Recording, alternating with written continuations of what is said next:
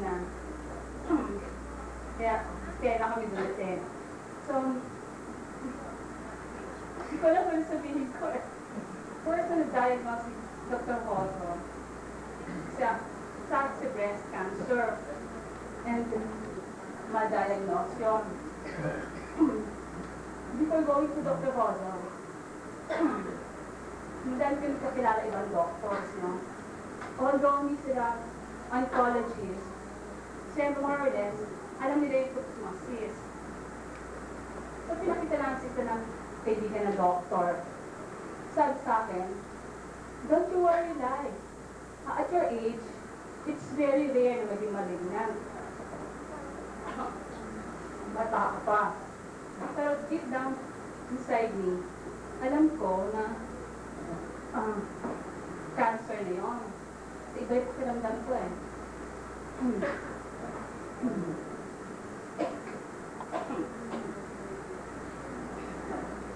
So, ito kami kay Dr. Hozon. First time, no? Dinayopsi niya, sinabi niya yung result. Sinabi niya, sa akin, accepted ko naman agad dahil before going to him, alam ko na eh. Hindi ako masyadong apektuhan, no? At saka, inisip ko noon, para sa akin, ang cancer, parang ordinary sakit. Kapag kinimo ako, tapos na. Gagaling agad ako.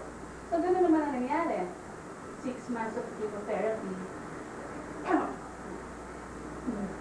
Okay lang.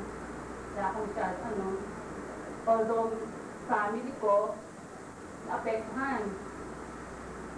Especially, papa at mama ko kasi youngest ako, no? But sa akin, wala pa rin. So after 4 months of chemo, nagtulog ang buhok ko. Yun. Doon, para sa akin, it's more distressing yung nawalan ka ng buhok. Kaysa nung nagka-cancer. Yun ang aking nun. Wow, labo! Wala na akong buhok. Yung gumising kayo sa umaga, etong buhok mo, nasa pilo mo. Hindi ko matanggap yun. Hindi ko matanggap. Kasi mas visible eh. Magtataka ang mga tao, bakit yung babae ka nun? Yung babae ka nun? Diba? Samantala, yung cancer, mahali ba nila kung nakatayo, mahali ba na may cancer ka? Eh kung kalbo, kawawa naman yung babae, oh. Bata pa, kalbo na. So mas nasaktan ako noon. Pero after 6 months of chemo, yun na nga, gumaling ako. Pero after a year, nag-recur. Ganun na naman. May feeling ako. Before ko nakapayong recurrence dito sa neck ko,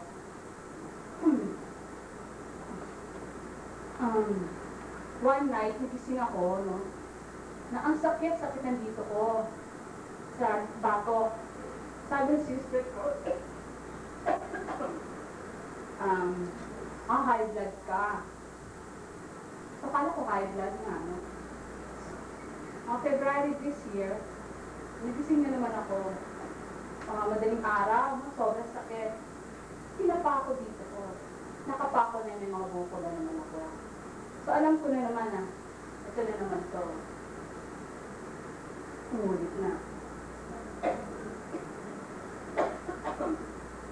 Punta ko ni Dr. Hozon, pinayopsi. So, alam ko na naman kahit na hindi sabihin sa akin, alam ko din na recurrence ko. Wala ito sa akin. Hindi pa rin ako masyado na-apektuhan. Sabi ko, after chemotherapy, definitely, gagaling na naman ako. So, ganun pa, sabi ko sa husband ko, virtue na, kasi may car ako na pinagbili. Tapos, sakit ako, sinasabi ko sa kanya, when I get well, you promise you will buy another car. Yung pa sinasabi ko. So, sa pagaling ka, sabi naman niya, by June, tapos na chemotherapy ko. Kaya ko na naman mag-drive. So, akala ko, ganun kadali na pag nag-chemo, galing ka agad na naman. Di ba na ordinary sakit? Tapos ka mag-take ng medicines, gagaling ka. So, tapos, by June, instead of getting well, parang lalo nag-deteriorate yung health ko. Andiyan yung from here to there, hindi ko kaya yung karet, hinihingal ako, hindi ako makahinga, hindi ko na kaya maligo mag-isa dahil pag nag-ano ako, sa shower, hindi ako makahinga, doon ako na-apektuhan. Doon ako nagkaroon. Ba't ganon? Nakukuha nga ako na chemo, at ganito, instead of gaining my health, parang nag-deteriorate to the extent na pinabili na ako ni Dr. Rosso ng oxygen sa bahay. Kasi nangyayari nun, parang nag-in and out na lang ako dito sa hospital. Sabi ni Dr. Rosso, ayoko kasi sa hospital. Sabi, bumili ka na lang ng oxygen tank mo para sa bahay. So, that was the time na na-depress ako, no? Hindi ako makabangon sa kama. Papunta lang sa salas, hinihingal ako. Personal things na dapat mong gawin, hindi mo magawa ng sarili lang. Kailangan tutulungan ka ng ibang tao. Napakasakit. Tapos, just to think of it na, at the age of 27, ito na, parang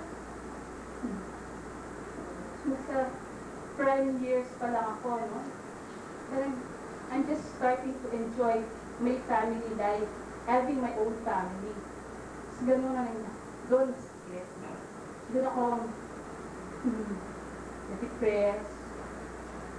I was really down that time. And then,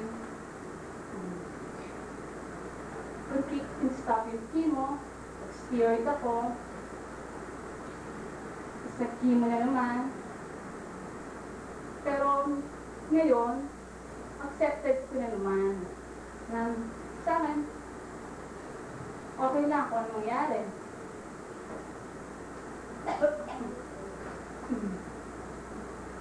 Isip ko nga, mas maswerte pa rin tayo, no? Na nagkasakit. Kasi we have time to repent, no? To change our ways.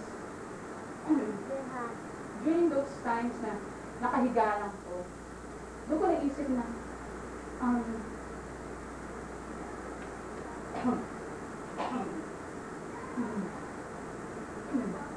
madami din ako sinayang na years. No? During those days na I was healthy, I was strong, and ginagawa ko those times. Barkada, parties, kahit kayo mag-asawa, kahit mag-asawa kami, lahat ang ginawa ko, attend ng party dito, puro socials lang. So, at least now, that I am sick, I can say naman na I'm healthy in spirit. Katulad din ang husband ko, ganun din. Noon, parang na-change ang buhay namin.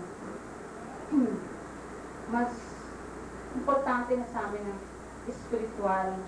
Hindi katulad noon, ayun nga, sosyalan, ganun na. Pero ngayon, although minsan masakit, no?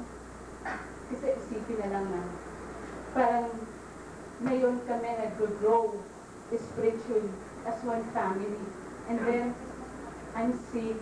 Hindi namin alam kung hanggang kailan ako. Kasakit pa rin, pero nasa kanila na alam ko. I have 2 kids, 2 girls pa naman, ang liliit pa. Mahirap tanggapin, pero now we turn to Him. Okay lang kung ano mangyayari. Now, I've stopped having my session of chemotherapy. Kasi, according to Dr. Rodon, I am weak right now. Hindi ko daw kakayanin ng another session of chemo.